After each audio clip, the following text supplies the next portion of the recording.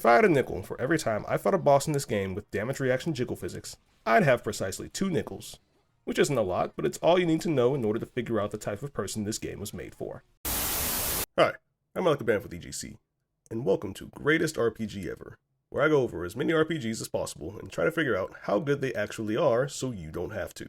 Like the video down below and subscribe if you enjoy this type of content.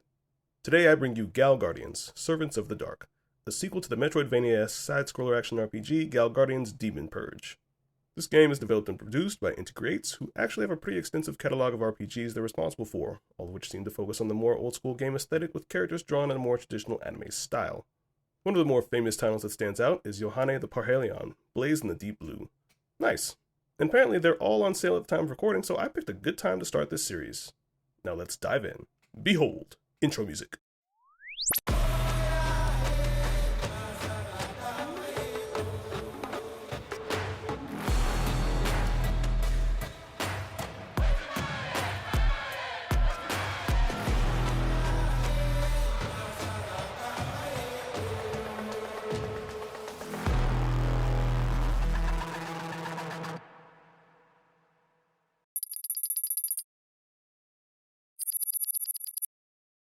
Open the game and we are met with 3 difficulty modes. Casual for the unclean, Veteran for real gamers, and Challenge for people who think taking more damage is a real mechanic.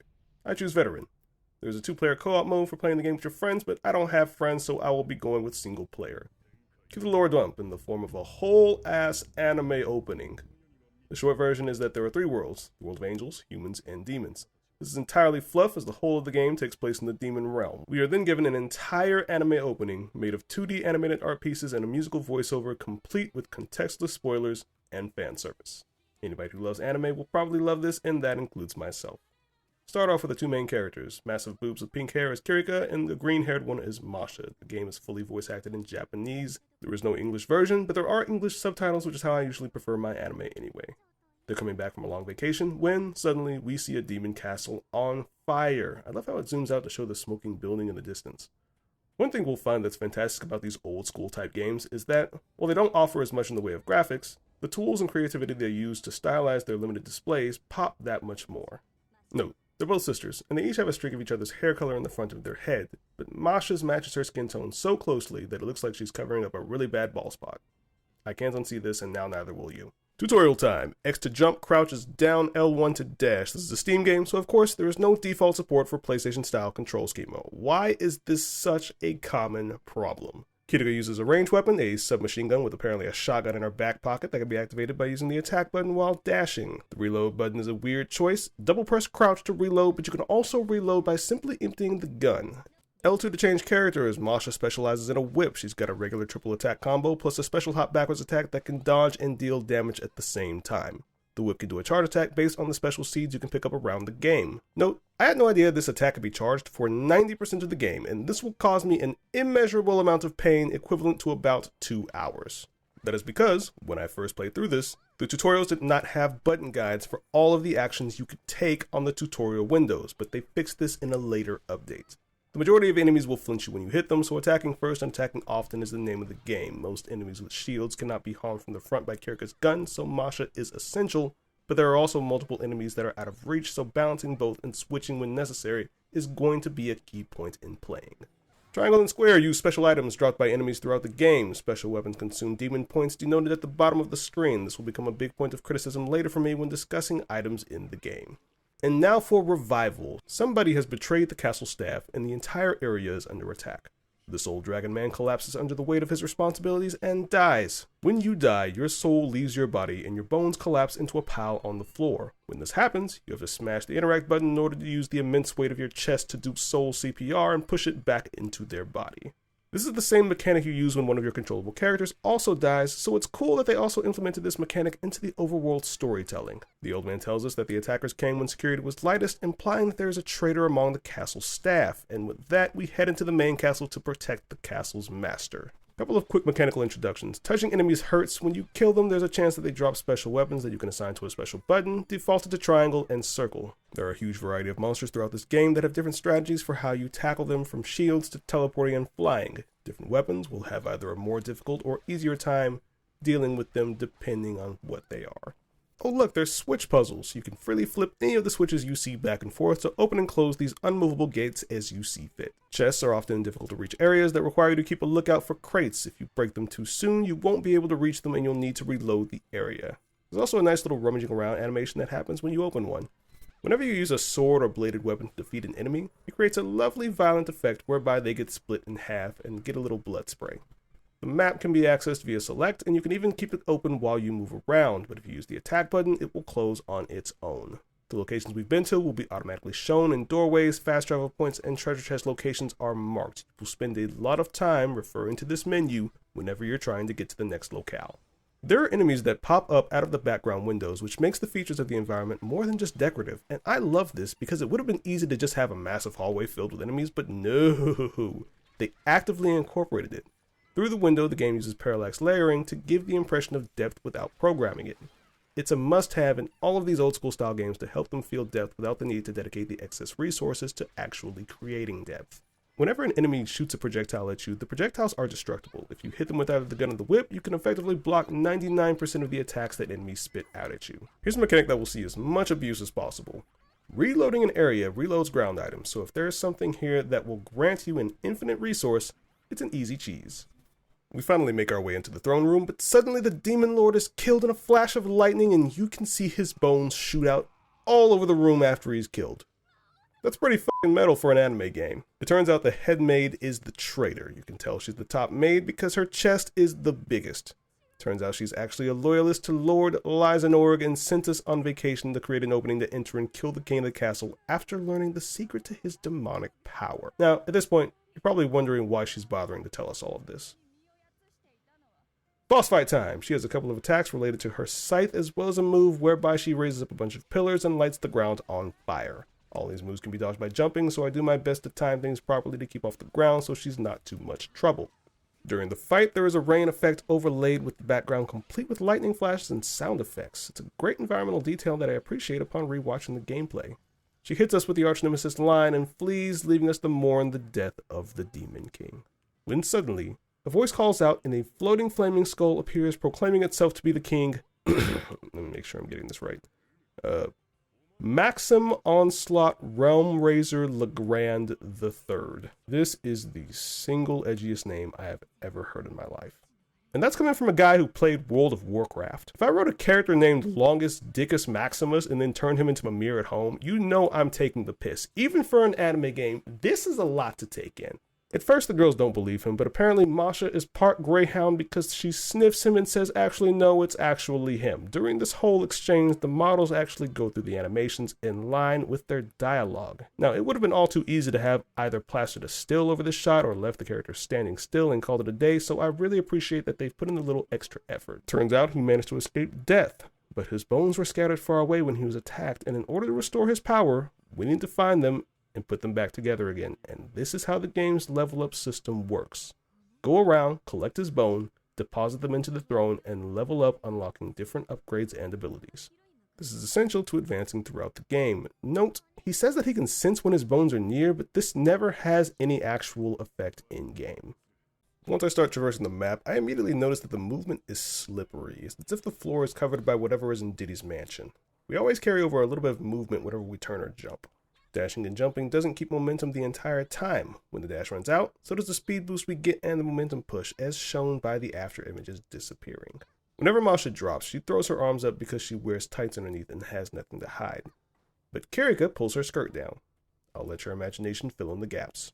Note that the special demon seeds can only be picked up if Masha is out. Get a demon glyph immediately after encountering a door. I go back, open it up, and we have more area to explore. So far, there have been so many spots that are just ever so slightly out of reach. So I check our destination on the map and find that we need to head back. Find the old man who asked us to look for the souls of the servants like the one we found earlier in order to restore them. These fountains give us money. I have no idea what money is useful for yet. Same stone wall mechanic, and eventually we find our way to a small boss arena, so here we go. Second boss fight. Dodge when he drops, use the boxes to avoid the flying rocks, and whenever he dives at you. He repeats this infinitely, so just shoot him until he dies. An important mechanic to note here is how damage affects all enemies, including bosses. Whenever there is an instance of damage, there is also a momentary frame skip that delays anything that character is doing for about 1 tick. This means that by using Kirika's gun, we can actually make certain easily dodgeable attacks take longer to execute, as well as delay the enemy from changing locations. Beat the boss, and not only does he drop Maxim's bone, but immediately after that we find a servant's soul. Look at this hidden destructible passageway I couldn't see before due to where I was on the map. It gives us a nice little shortcut, and that's cool. Small issue with the map that comes up a lot. The navigation is limited and you can't always go the way you expect. There is absolutely no guidance on how you are meant to get to that flag, so good luck. Floating head tells us to use the bone on the throne and we level up, bumping up our stats and unlock a new ability. The classic double jump. And now we have an RPG. All those barely inaccessible areas from before can now be reached properly. When the maids double jump, they actually flap the wings on their waist, which doubles the skirt to their maid uniform. Not gonna lie, that's a really cool level of detail. I love all of the little touches that they do in order to make the little sprite graphics pop. We also get this cutesy little still photo highlighting precisely why Kirika has all the features necessary to be the main character. We resurrect one of the anime girl's servants and unlock the difficulty system. Nope, the in-game explanation for why we can change the difficulty is that she has the ability to alter one's fate, and apparently he is the only person in the demon world noble enough not to use literal hashtag life hacks. Each servant tends to unlock a different system. Remember the old dragon man from before? He doubles as a tutorial library. Also remember how I said this game used to not have button tutorials? For the entire first half of my playthrough, I had no idea how to charge Masha's whip or reload Kirika's gun without emptying the magazine. This has since been changed, although some footage is shown from my first playthrough and doesn't reflect this. Another change, remember the bone counter on the top left corner of the map? That was not there in my first playthrough, and I will discuss exactly why this is a problem later. Standing still long enough results in a cutesy animation and voiceover effects that change depending on which character you have at the time. Cute. Demon Mir tells us to go to the Cursed Tavern and try to talk to the Demon Lord Dranus, so we head out and go down. I think I accidentally start backtracking because I go into an area and killing a random NPC drops another Demon Lord bone. And another one. Okay, so there are 2 separate ways to collect the bones. Random NPC drops from a specific kind in certain areas, and certain specific chests and encounters that have a set amount of bones in them. Got it. We come across this ghost/slime hoarder creature, give him a little bit of money from the fountain, and he increases our inventory capacity. Nice. Level up again and unlock demon healing. Whenever the head glows, we can press and hold R1 to get a burst of healing. Running by this statue restores all of our DP. Different statues give different effects, so they help a lot when exploring. Demon Chef's soul is restored, coming back at random times gives healing items. These purple spike plants can't be destroyed, but touching them doesn't cause instant death, so we can tank it to get to this chest and get demon timber. No clue what this is, but we'll find out later. The area down here is dark and can only be illuminated either by a light source or the floating head, so we quickly find a lantern item and put that on for the entire time we're down here. Note that walking past the unlit lantern spots lights up the area. That's a cool detail. Make it down to the bottom and we get a horde encounter. We've seen every one of these enemies before. Kill everything and survive to get 10 more bones. There's a very conspicuous wall, but nothing I can do breaks through, so we move on and finally enter the castle. Go back to the throne room and unlock a new ability, the mid-air dash. Another movement option to get into those harder to reach areas. Let's talk fast travel. There's 2 ways to do it, both from different points in the game. The first are the rest areas scattered throughout the map you can use to return to the throne room as well as to save the game. The second is any of the many variations of anime girl Karen, with a K, that can take you to any other Karen for an inconsequential fee. The Spider-Man offers to rebuild the castle and make us some weapons, so he's a shop. Cool. Back to the chateau. Look how these statues transform into flying batwing demon heads. I love how the game uses the environments creatively. Speaking of creative mechanics, we've got a new mechanic. Breakable floors. You know what I hate more than bad loot? Mimics. I still get nightmares from Dark Souls 1. And you know what I hate more than mimics? 2 mimics. Right next to each other. Because f*** me, right? I'll be keeping my eye out for this later. There's this cool climbing spider chain elevator bit. Functionally, it's simple, but thematically, it's an incredible artistic touch that I can appreciate. Sometimes the chandeliers above your head fall down on you, so area traps have been added as a mechanic, but you can avoid them by just getting close and letting them fall down. Go to the next area and get this cutscene. A dragon lady resting on a heap of gold. She lets us know that she doesn't believe in generational debt, so if we're gonna take our stash back, it's gonna be over Kobayashi's tears, so here we go. Demon Lord Dranus. Oh cool, a boss fight. Wonder what kind of epic transformation we have in store for us. Oh, is it a giant dragon? Maybe I need to recheck the tags on Steam. She attacks by spitting oil, followed by fire breath, as well as dropping her pots, chest, and valuables. She also drops treasure boxes. If you try to open them, surprisingly, they actually work, but you won't have enough time before she smacks you with her tail and takes it away. She has 2 hit zones, her head and her boobs. Smacking the boobs activates jiggle physics. Hitting her in the face does nothing with her hair, making it very clear what the developer's intentions were. Keep shooting and eventually she goes down and explodes for some reason. We'll never see her again, but she drops a charm that gives us an extra jump. I'm sure that'll be useful. Journey around a little bit more and find a shop where I can buy some more charms. Level up. Next upgrade is additional special weapon loadouts. Okay, we swap through loadouts with the D-pad, but this honestly feels pretty weak for an upgrade. It seems like something that should just come standard with the weapon system. Back at the castle, we talk to the old dragon man, and he gives us our next round of objectives. If you play the demo, this is where the game ends. Everything beyond this point you have to pay for in the main game. Give the demon timber to the spider, and he says the castle has been restored, but he needs to do more. Go into his shop, and I have no idea what I'm doing. He says he can upgrade, but I click on it and all it seems to do is eat my cash stack. Same for skills. Seriously, is it too much to ask for a decent tutorial here? I mean, come on. This game was made in 2023, not 1998.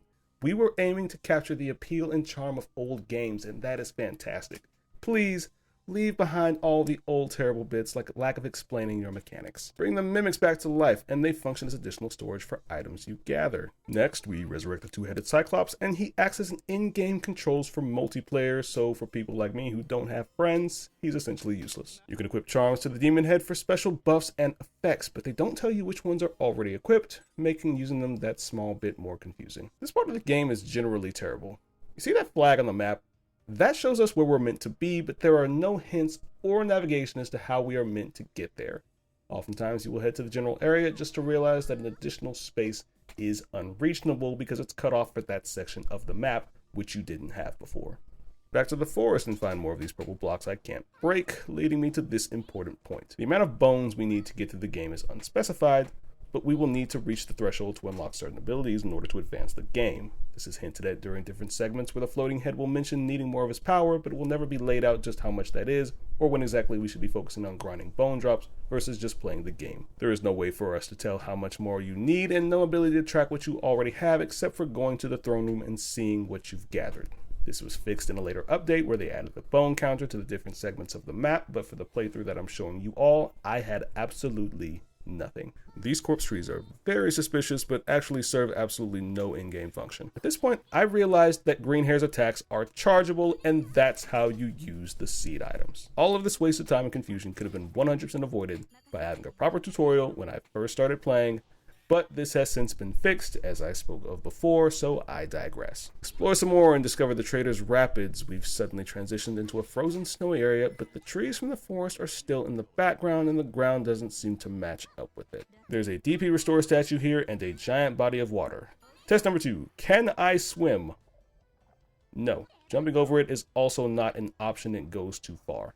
Cool little detail here, whenever you drown in water, it causes the voice dialogue to gain an underwater gurgling effect, which is a cool little attention to detail. Falling chandeliers have been replaced by falling frozen stalactites, and these ice lizards are the absolute bane of my fucking existence. If they touch you, you will be frozen solid for 10 excruciating seconds in which you cannot attack, cannot switch, and will more than likely be tackled again. It fucking sucks. To make matters worse, they absolutely love to switch up their timing whenever they feel like it, and I hate whoever designed this. One thing this area does a really good job of is combining the jump pads, floating platforms, and moving floors. All cool platforming mechanics that engage the player with the environment. This is good design, and I hope this continues. Level up and get a new power called Rescue Swap. Switching as soon as one of the girls takes fatal damage will heal them and prevent them from dying, so it's a way for you to save yourself in the event of a mistake. Throughout the entire game, I will very rarely do this. The only way to return to the main area is blocked until I am able to get this platform moving, but for now, it's stuck. Go back, continue exploring as normal until I come across a boss room and a cutscene. Now, for context, this is the second game of the series, and the first game involved these two characters, but I really don't know anything about them other than that. This fight is actually pretty challenging. So the first sister shoots a gun, but with rockets and grenades like Kirika. The second fights using a melee weapon and several shikigami and throwing weapon-themed attacks, often combining their abilities. Using all of my mobility options helps to avoid most of the damage, but the penguin shikigami puts ice on the floor that cranks the sliding physics up to an 11. I wind up using a healing item here to get an edge. Repeat this for a few minutes, and I barely win at the last moment. We make up, and they admit they were crazy because she looks at us and thinks, for no particular reason, we are not bad demons after all. Despite the fact that we were literally fighting to the death seconds ago. And then she gives me their grandmother's dinner recipe as a parting gift. If you beat a boss while your partner is bones, they revive without having to resuscitate them only during the cutscene, but go back to being dead immediately after. Alright, give it to the demon chef to make a parfait. This fully restores your health. I will probably never use this item. So I finally figured out how the move skill option at the Spidersmith works. Selecting different items lets me move the bonuses to new items, and I can even enhance them by sacrificing other weapons. How hard is it to make a small tutorial for this? I never noticed that different items have different random bonuses, and by the way, some of these bonuses absolutely suck. Why is there a bonus that reduces your ammo in the game when I can replace it with a bonus that gives me double ammo? That's silly. Alright, I am very lost. Level up again and we get a third jump, and I remember a spike wall that was just out of reach, so I decided to give that a shot, but I don't remember where it is. And this is absolutely my fault, because if there was a spot I wanted to return to, I could make a mark on the map at any point. Speaking of the map, let's talk about the guidance in this game. It is absolutely non-existent. You get a little red flag that is in the area you are meant to go for major story points, but the unfilled map has absolutely no indication of which path you're meant to go through in order to get there. Up above, down below, a secret passage. You have no idea because there is no indicator and no trail. The only guidance you do have is if you look at the map, there is a thinly highlighted border on every block that shows whether or not there are more squares connected to it. The game is relatively open world, so you don't need to hit them in any particular order as long as you get to them all. But if you don't go in a particular order, then you will be stuck grinding much more than necessary in order to try and make any sort of progress in the game. And you will have no idea which is the correct option, which dramatically sours the experience of playing. And, as mentioned before, you will have no idea which bones you already have, making this take way longer than necessary. And I have no clue about where to head next, so after 2 hours of running in circles, I finally give up and look it up. We're going to the desert. This is pretty cool. Soft red and pink palette with a giant demon skull in the back to give the implications of depth and scale. This is awesome. For all the effort they put into the environments, the rest areas come off as remarkably video gamey. Like a random T-bench in a demonic garden is one thing. A random T-bench in a vast open frozen plain or a dry desert in the middle of nowhere is another, and it breaks up the mood considerably. Keep going and we get a boss fight. This boss is a giant, colossal, segmented worm. He splits up boulders and dives into the ground, randomly popping up like a diglet. Cool thing I discover, the Icy Charge attack stops him from moving and makes this way easier. Plus, I am way over leveled due to going to the ice area first, so this fight's trivial.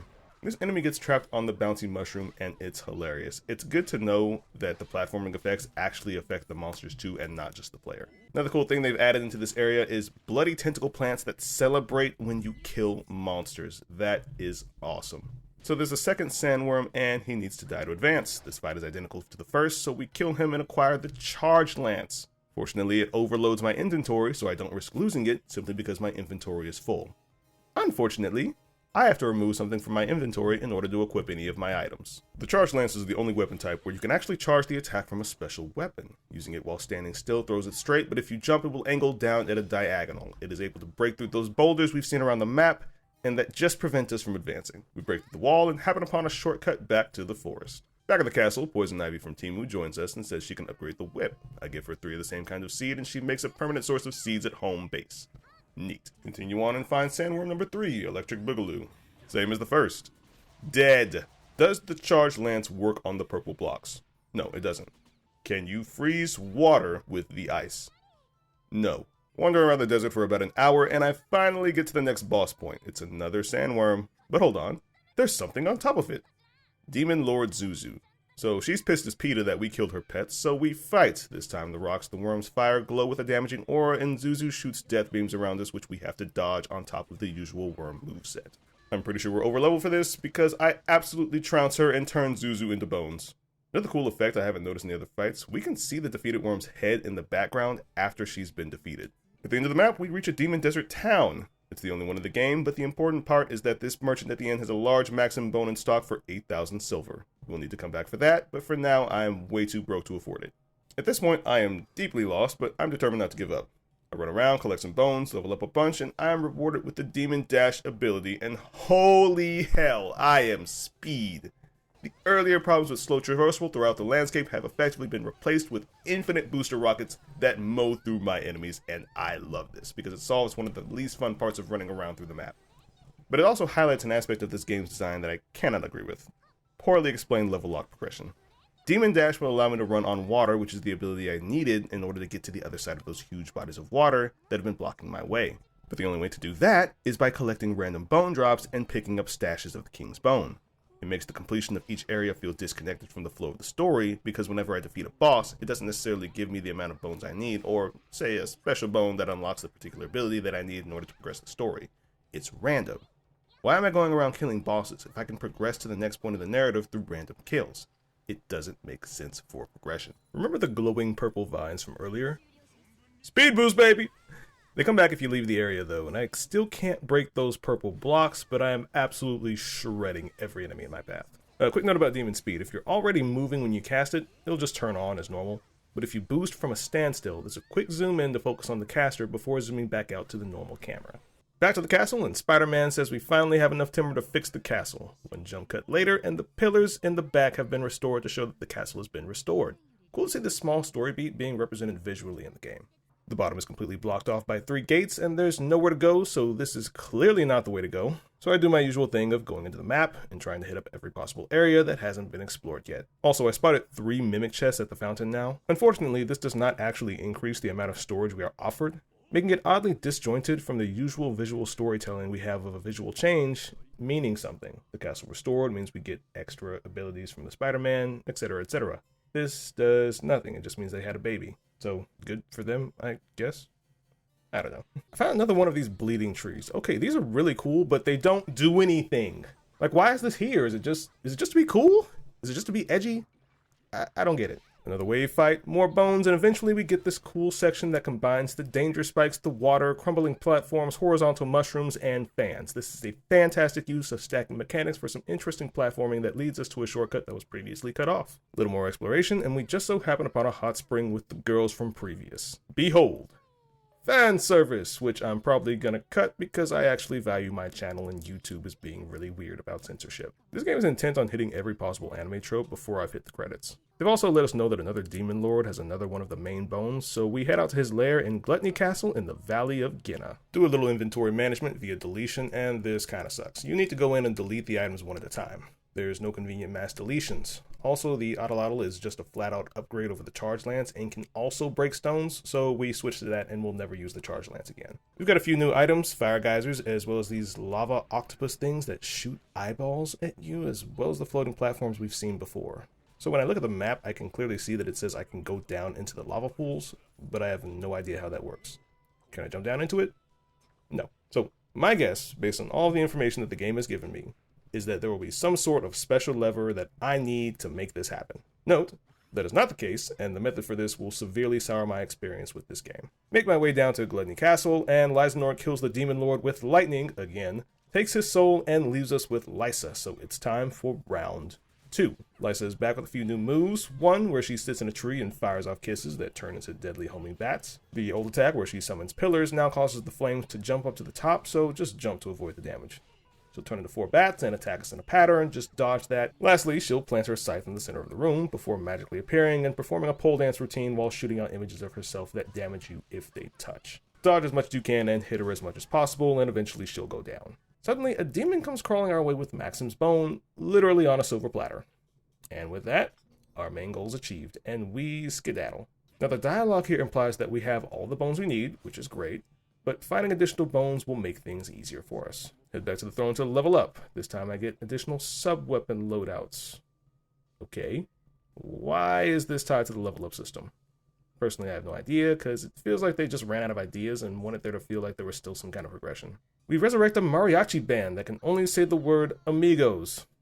I'm pretty sure that is the only Spanish words that the devs actually understand. Head back, give 3 ice seeds to Timu Poison Ivy, and I finally have 3 out of the 4 seeds we can get. Go back to the desert, grab the bone from the merchant, and level up again. This time we get the Devil Straight. This is literally a ripoff of Bayonetta's move from Smash Bros. We can finally smash through these purple blocks that have been blocking our way forward. So it takes away from some of the demon charge Maxim builds up. You can use it a max of 3 times before you have to wait for it to recharge. Each use will change his icon, first by lowering the intensity of the flames, then removing them entirely, followed by the glow in his eyes disappearing. Head to the final destination of Lysanor Castle, and Maxim decides to inform us about the Gazing Moon, a celestial event that only happens once every 666 years, because I guess that number is supposed to be sort of related to demons or whatever. He gives us some typical tropic foreboding banter before we head forward and find the castle is blocked by a barrier, so we head back to the advisor, and he tells us that the one person who may be able to help us is the Demon Lord Zuzu. You remember Zuzu. No, not that Zuzu. The lowly riding on the desert worms. The one we killed. Yeah, she was our only ticket forward, and she's dead now, but all is not lost. We need to go to the Dead Sea, retrieve her soul, and bring her back in order to see what she knows. We get a new flag, and we're off. Set up the final seed at home base, and Poison Ivy says that she'll give me something special to celebrate, but I check my inventory, and there's nothing there. I got nothing.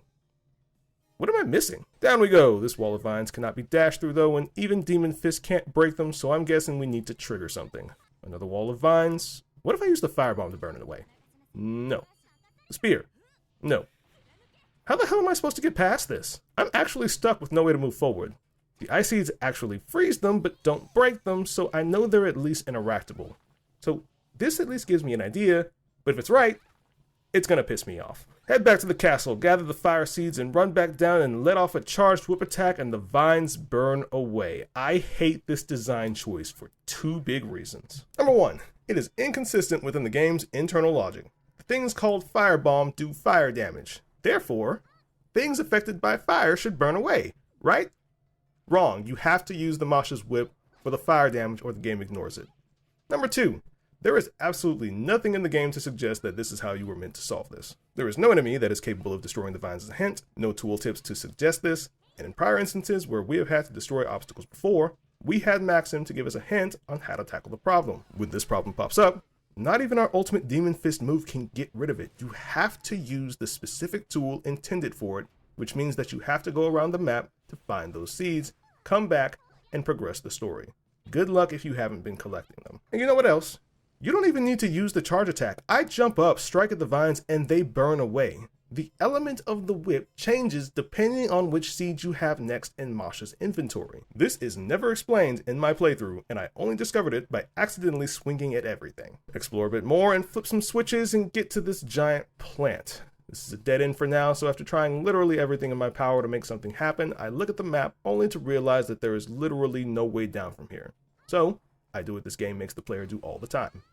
I wander aimlessly from place to place with no meaningful direction. Smashing these glowing rocks causes a save point to drop down, as well as open up a new area. This is the only point in the game where this happens, and it's pretty cool. This area with the giant gear snake is cool. He smashes through, opening up the area for us. We can get through it with the lance, of course, but it's better to have him do the work for us. See that chest up there? Attacking this wall reveals little cubbies that will be carved out to use as footholds. That is a nice little touch. And a wall of lava. Can't dash through it. Can't shoot through it. So I'm thinking there must be some sort of lever I need to find in order to halt the lava flow, and that should let me get through it.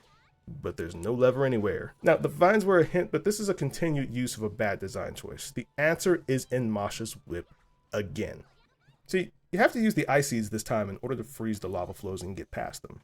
So if you didn't happen to have ice seeds, you'll need to backtrack and grab them in order to make progress. Look, you can even freeze the fire geysers into pillars, and you can jump onto them. It doesn't get me anywhere, but it's cool that it can do that. Pass all the lava, and we finally make it to the Dead Sea. Don't fall in the water or you drown. These pumps can be used to lower or raise the water levels, indicated by the directional arrow, and reach new areas that were previously submerged or too high. See, this is exactly what I expected when we entered the lava region, so while I like this puzzle mechanic, it diverges from the previous pattern of all the other regions by not requiring powers or abilities. The ghosts are invincible, so just ignore them and look for Zuzu's soul. Another barrage of demons, and we get a cutscene where every Charon in the game thanks us and says we will now get our local boat rides for free. Cool. You can see Zuzu's soul down below, and I know it's her because the color is slightly altered to match the sand area's little red and pink palette. So I'm trying to find just one more level that will take me where I need to go. In the meantime, I get a major level up and unlock multiple mid-air dash and another sub-loadout. It really feels like they're running out of ideas. So I still don't see anything, so I just go ahead and try something I'm pretty sure is not going to work. You can freeze the seawater. What the f*** And yes, this is the only area where you can do this in. You cannot freeze water anywhere else in the game, but if you relied on the game's logic being internally consistent, you would never solve this puzzle. This game has already shown that you can't freeze water, and it has already provided us a solution to the dropping water levels. So this feels like somebody couldn't think of a way to position the pumps in a spot that worked out for the players, so they decided at the last minute to change the area's mechanics. By the way, it doesn't even work in the entire area, only in a specific spot with no visual distinction. That's bad design. Speaking of bad design, let's look at my current situation. I press this pump and fill the area with water that will drown me. Pressing the pump does not put the water back down, and I have no more ice seeds to freeze the water, which shouldn't work anyway, which means that I have effectively soft-locked myself into this area. Or have I? It turns out that if you press the pump a few more times, it will drain completely back down. The arrows on the pumps don't really matter. Only the fill gauge matters. Another case of unintuitive mechanics. Go back to her body, bring her back, and she finally offers to help us pass the barrier under one condition.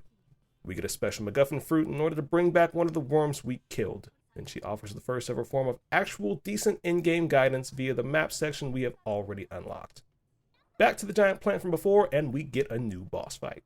Queen of the Forest, aka Freaky Poison Ivy from Wish. This is the exact type of shoehorn fan service I have come to expect, and as a matter of fact, it is so shoehorned that they actually pointed out in the cutscene dialogue. If I had a nickel for every time I fought a boss in this game with damage reaction jiggle physics, I'd have precisely 2 nickels. Which isn't a lot, but it's all you need to know in order to figure out the type of person this game was made for. Now, about the fight, it's basically a Smash Bros. Arena. One middle platform and a couple of flowers to each side that act as additional standing platforms. Falling off will damage you, falling off at low health causes death. Additionally, if a character dies due to falling off, you will reset at the last save point and completely reset the fight, which makes this whole segment annoying as hell because it's kind of hard to see where the edge of the platform is. She summons bomber bees, drops fruit from the middle platform, and attacks with falling plants and demon plants from the sides. For what it's worth, it's actually a mechanically interesting fight, but I cannot for the life of me keep my footing, and the booba definitely distracts. This is optimal DPS, just trust me. If they committed the same amount of effort that goes into consistently implementing the jiggle physics into the guidance system for the map, we would actually have a far better video game. Kill her and she drops the MacGuffin fruit. Back to the Demon Lord, who has her worm eat us and goes underground where the barrier can't penetrate. This is followed by another sticky fan service segment. And I don't suspect this is the last bit of it. The ominous moon in the background is giving me serious Majora's Mask vibes, and I'm honestly loving it. We come across this additional barrier which does extend underground, and Masha says a good punch should be enough to break it through the cracked surface. Fun note, if you continue to attack it after this hint plays, you'll get another one with the same suggestion, so you shouldn't miss it. A little bit of experimentation, and yep, Big Demon Punch is the solution. This is the kind of intuitive consistency that I expect from the game that I don't get from other places that I just wish that it did. It would be so much better. Watch out for these statues that will jump to life and attack you. It's the same hooded ninja enemies we've seen before in the ice area. This wall is solid, so no punching our way through it. We'll need to find another way to lift the barrier. You can freeze the rivers of slime just like the rivers of lava, so +1 credit for consistency where it's due. You can also freeze the slime faucets, but it's only temporary. We get a new trap, petrifying light beams. Don't get caught or you're in for a bad time. Level up one more time and get an additional jump. This is essentially worthless, but I head down and find that we've actually got a new transportation option via the worm. It's consistent and stylish. I like that you jump inside the worm's mouth to trigger it. Just as I'm lamenting about how it's too bad there's never anything actually substantial hidden behind these random secret spots, I smash another random spot, which opens up to a lever that I missed. And look here, a blood sprinkler designed to trigger the bloodthirsty plant traps from the desert. I love the thematic consistency. Find the core of the barrier, and with one big demonic fist, we blast it away permanently. And with that, all of the obstacles blocking us are now out of the way. Cut away to the villains, and they have completed their preparations. There's also a heart-looking thing beating very prominently in the background. The entire castle transforms into a giant spider-like mecha and attacks us, so it's time for another boss fight. Now, I'm going to go ahead and ignore what the entryway to the castle resembles a little bit too closely and focus on the fight. It summons minions, charges electrical balls, and ground pounds. Avoid all of the attacks and kill the minions. Eventually, the castle's core, similar to the one we saw earlier, will fly out. Hit it with Maximus Fist 3 times to win the fight. Castle comes down, and we get to enter where we find a new puzzle trap. Hit the switches to move the sliding floors. The electrified flooring will hurt you, and it cannot be frozen like the lava or the slime. Blue switches move blue floors, red switches move red floors. Throughout this level, they continue to combine this mechanic with the floating platform mechanic, which is a lot of fun, but I've run into a new issue. When I die here on this floating platform, I'm forced to return to my last save and continue the game as Kirika. Not a problem, I'll just make it back to the last spot and revive Masha. Except it's not possible because damage taken on the electrical floor resets all revive progress, and I cannot reach her on the only safe ground right next to her body. In other words, I'm playing the rest of this level solo until I can find a new save point and die. The spider elevator mechanic is used together with the lightning floor mechanic, and at the top we even get the petrifying beams and the enemies bursting through the windows. This is a fantastic combination of things happening all at once on the last level. We get another new mechanic. Is it just me, or were they literally holding out on all of the area mechanics until the final level? These Iron Maidens come to life and try to smash you. Avoid them and avoid the petrifying beams because that is a terrifying combo. The falling chandeliers are back together with the background windows. The side boosting mushrooms are back. Why the hell are mushrooms growing inside the castle? Wait a minute, that doesn't make any sense. Doesn't matter, it's awesome. That being said, they were really determined to bring back every single mechanic in the final area, and I am 100% here for it. Finally, we make it to the top of the castle, and the maid is back, and her boob window is just as wide as I remember. Side note, I googled boob window before this video to make sure I was using the term properly. Do not do that, it immediately links you to furry art. Back to the script. She has a couple of extra tricks as well as her old moveset with beefed up effects. Turning into bats, special hearts attack, and a special masochism attack where she stands in the middle and sends out huge waves of destructible bats, depending on how much damage she takes. She cannot be downed while she is in the middle of this move, so hit her one time after and that'll be the end of the fight. Finally take her down, and Lysanorg himself actually steps down to land the death blow. And what does Lysa have to say about this, you might ask? Why, only that his attacks always hurt the best with a blushed expression. Honestly, I'm just surprised they didn't throw in a full-blown Ahegao face here at the end. If you don't know what that means, don't Google it. Or do. It's your search history or whatever. I don't know, man. I can't run your life, but please, for the love of God, just don't. So, he has good news for us. Position of head maid has just opened up, and it'd be great if we took over the position from Lysa. But I've seen how he does his firing practices, and to be frank, I think the HR department could do with a bit of an overhaul. So we decline, and then we fight. This is it. The final battle with the big bad from the very beginning of the game, and it is absolutely awful. In gaming, I believe there are three main categories of fights. There are easy fights, there are fair fights, and then there are difficult fights. This fight is horseshit. He opens up with this massive attack that has, from what I can see, no clear indication of where you're meant to stand in order to dodge it. So you're probably just going to eat shit immediately on the first strike. That black hole attack, hope you saved your demon powers for that specific moment, because without demon dash, you get sucked in and blasted with lightning. The sword sprouting from the ground, you don't get half a second from the time when the indicator spawns to when you are stabbed up the ass. Now, I know what you may be thinking after those few clips. Oh, look in the background. The towers of the background are the safe zone indicator. Oh, I can tell because he did it in the same spot twice. You're wrong. It's random. I have no idea how to deal with this final boss. So I do the one thing that I have been putting off. I am going to just tank the damage and chug potions until I make it to phase 2. And if you have a problem with this, you can go find another dumb mechanic. Remember how you can pick up over the limit of allowed items if it's dropped directly into your inventory? Right now, I have 201 weapons out of 200, meaning that I cannot use any of the items in the consumables tab, even if it would reduce the amount of items in the inventory.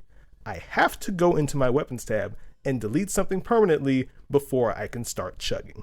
Lysanorg goes down, but it's not over yet. It's time for the only two-phase fight in the game. Remember how I said the creepy moon was giving huge Majora's Mask vibes?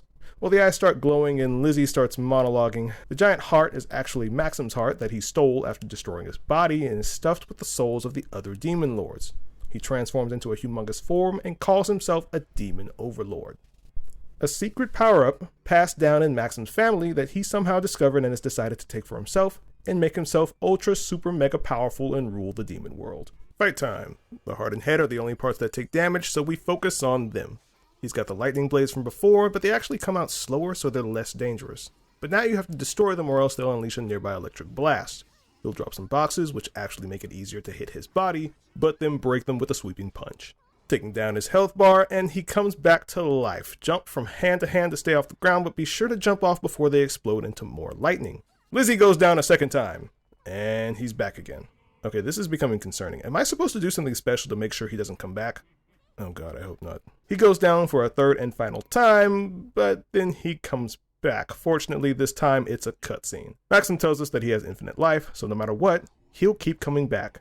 But the damage is enough for him to fly into the heart, take control for a moment to allow for Kirika and Masha to deal the finishing blow with a special charged up friendship strike this ends Lizzie's reign of terror at the cost of Maxim's life. A final heroic sacrifice. Or it would have been if this was that kind of anime. Turns out he's simply reverted to child form because we didn't gather all of his bones for his body to regenerate properly. And of course, it goes without saying that they've had to throw in one last kink at the end. But this is actually the neutral ending. There are two possible endings depending on whether or not you reach the maximum level by collecting all of Maxim's bones. And let me tell you, from the perspective of classical storytelling, I absolutely hate this ending. So shout out to Hoji on YouTube for having the patience for this, because I absolutely don't. Like and subscribe to his channel. Maxim comes back to life and, more powerful than ever, states that he has been revived greater than ever before due to the power of love shown to him by his servants. And thanks to this power, he has regrown a new Overlord heart and, like the absolute brick shithouse of a man he is, one punches Lizzie to the moon. He literally wins by being the ultimate unironic Giga Chad Demon Lord. I mean, look at his sprite work. His fist is literally rendered larger than his head. Flash cut to the end where he declares that he will journey the world and discover blah blah blah blah blah. It doesn't actually matter. This is the end of the game. So, Gal Guardians, Servants of the Dark. Is it the greatest RPG ever? Well, the combat is generally great fun. There's a huge variety of enemies to interact with and overcome throughout the entire game, most of which match whatever the zone's main theme is. Fiery enemies are in the volcano, ice enemies are in the frozen tundra, etc, etc. The bosses aren't overly complicated, but tend to provide a fair enough challenge if you're not using potions. If you are using potions, you can pretty much just face tank the entire game and not think about mechanics while just spamming your attack button until you win. Here's the thing, it's designed to mimic the old Metroidvania games of the past, but it doesn't actually have the same limitations those games had. This game came out in 2025, which means that the small nagging elements of gameplay, in my opinion, should be addressed. There should be an indicator for what bones are missing. When I played, there was absolutely nothing. No counter, no telling you where to find it. Nothing. So you could have missed 15 or 40, and there was no way to tell how many or where. They fixed this by adding a bone counter in a later update. The tutorials did not tell you which buttons you actually had to press in order to use them. Again, this was added in a later update, but I did not get to enjoy it. The slippery floor feeling of movement sucks. The trap and area mechanics are varied and cool, but they don't meaningfully combine except for the ice areas and the final area, which are really fun, but highlight exactly how much better it could have been if they had been implemented in the other zones. The lack of explanation or hints behind how important Kirika's whip is to progression and area exploration is absolutely damning, because the elemental mechanics in the game are not consistent. They're designed to work when the game needs them to work, not when it makes sense. Freezing the water in the final area where freezing water doesn't work anywhere else is, by all accounts, bullshit. Burning the vines? Awesome! Only being able to burn them with Kirika's whip and no other form of fire? Bullshit. Speaking of bullshit, what the hell was the first phase of Lizzie? That was more than a skill check. That was a total wad of bullshit. The music doesn't really stand out, not really in a good way or a bad way. It was just sort of there providing background noise. The character and story writing are about in the same vein. The characters in mainline story are made up excessively of anime tropes with nothing particularly original to write home about. If you like incredibly tropey anime writing, then you'll probably enjoy it. If you're a stickler like I am, you'll probably find it childish and unimaginative. Everything works out perfectly, and there's not really a lesson to be learned by any of the characters because they objectively do the right thing that works out all of the time, and are only affected negatively by the actions of the evil antagonists. The fan service is what you would expect from a game that is, by all accounts, trying to be an anime. Random, unwarranted, and exists for no other purpose than to appeal to a specific crowd, which, despite how my tone may come across, is fine. Just don't expect to walk away from this in awe of the dynamic, impactful storytelling. Not everything can be clear obscure. If you can forgive the several design inconsistencies, incredibly bothersome lack of player direction, and lack of impactful story, there is a genuinely fun game to be found here. It really felt like it was trying to go back in time to the old Game Boy Advance era games, but a bit more refinement of gameplay via directional guidance and commitment to stacking some of the genuinely cool area mechanics more frequently would have gone a long way to improving my experience I had with the game. In the end, the reviews write themselves. This is your average anime experience out of 10. I appreciate you all for watching. I'm back to streaming over on Twitch, so feel free to stop by. Thanks again, and I'll see you all in the next one.